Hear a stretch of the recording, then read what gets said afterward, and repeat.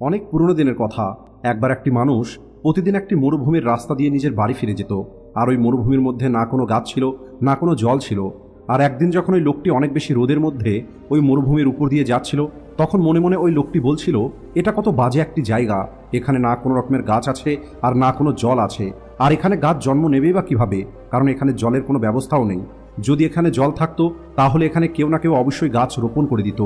প্রচণ্ড রোদের মধ্যে যখন লোকটি ধীরে ধীরে এগিয়ে যাচ্ছিল, তখন ওই লোকটির রাগ আরও বেশি বেড়ে যাচ্ছিল। আর সবশেষে অনেক বিরক্ত হয়ে ওই লোকটি আকাশের দিকে তাকায় আর চিৎকার করে বলে, হে উপরওয়ালা, আপনি এখানে জল কেন দেন না? যদি আপনি এখানে জল দিতেন তাহলে কেউ না কেউ এখানে গাছ রোপণ করতে পারত, আর তখন এই জায়গাটা কত সুন্দর হয়ে যেত। আর এই রাস্তা দিয়ে যে সমস্ত মানুষ যাওয়া আসা করে তারা এই রাস্তার মাঝে বিশ্রাম করতে পারত, জল পান করতে পারত।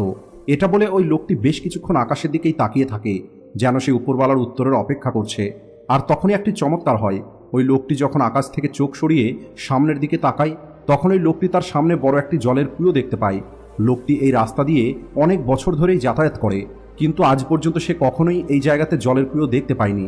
লোকটি অবাক হয়ে যায় আর দৌড়াতে দৌড়াতে ওই কুয়োর কাছে চলে যায়। কুয়োর মধ্যে অনেক বেশি জল ছিল।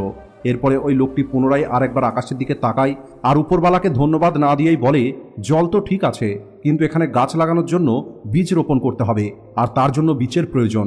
আর এরপরে যখন ওই লোকটি আকাশের দিক থেকে চোখ সরিয়ে কুয়োর দিকে রাখে, তখন দেখতে পায় কুয়োর পাশে আলাদা আলাদা বীজে ভর্তি একটি থলে আছে।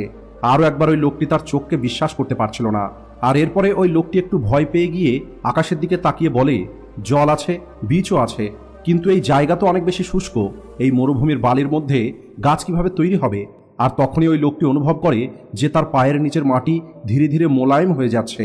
এটা দেখে এবার ওই লোকটি একটু ভয় পেয়ে যায়। আর লোকটি ভাবে উপরওয়ালা তাকে এই মরুভূমিতে গাছ লাগানোর কাজে না লাগিয়ে দেয়। আর এরপরে ওই লোকটি আকাশের দিকে আর না তাকিয়ে খুব দ্রুত সামনের দিকে এগিয়ে যেতে থাকে।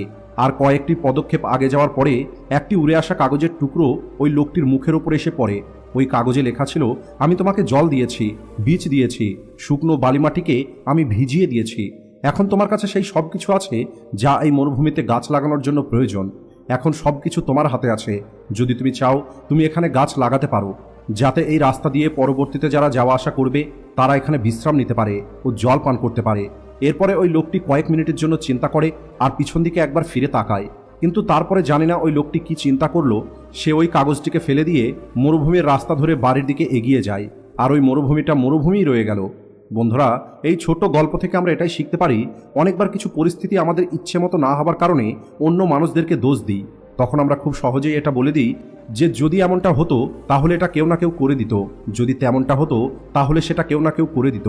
কিন্তু আমরা একবারও এটা চিন্তা করি না যে ওই কেউটা আমরাও তো হতে পারি। আর এত সব কিছুর পরেও আমরা নিজেকেই অজুহাত দেওয়া শুরু করি যে আমার কাছে এটা নেই, যদি আমার কাছে এটা থাকতো তাহলে আমি এটা করে দিতাম। এই কারণেই বলা হয়, যদি আপনি পজিটিভভাবে চিন্তা করেন তাহলে আপনার কাছে সব কিছু আছে, আর যদি আপনি নেগেটিভভাবে চিন্তা করেন তাহলে আপনার কাছে অজুহাত ছাড়ার কোনো কিছুই নেই। সবশেষে ভিডিও ভালো লাগলে ভিডিওটিকে লাইক ও শেয়ার করতে ভুলবেন না। Thanks for watching.